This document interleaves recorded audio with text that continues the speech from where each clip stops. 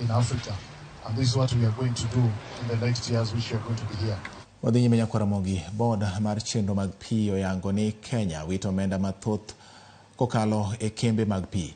Director mar WASREB Engineer Julius Itunga oyango ni kembe go yudo lal mar omenda maok tinne siling bilion 11. Itunga oloso e romo mane okelo kanyakla jokanyo e sekta mar pi.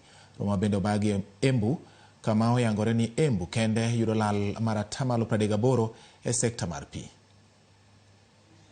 Wasahau kusema ile basi kwa Malaka isimu inatengenezwa. And that communicator hata nikimwambia tunaenda kulipia maji mahali tukikuja huko mashinani, please support our governors. So now we can do the positivity and also a bit of the negativity when we could not say.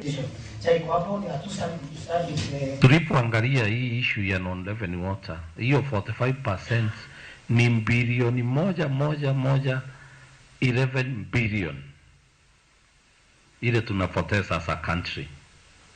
Tauriza MD afanya calculation yake awaambia at his own time yake ni ngapi kwa hiyo 11 billion.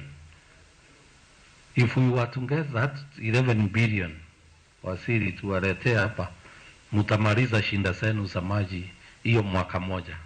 Kila mtu atapata maji na muvaki na change. It is unfortunate. The other day we went round with the board members. And you realize a place like Ngiri, mahali hakuna maji ya kutosha, chairman, you remember.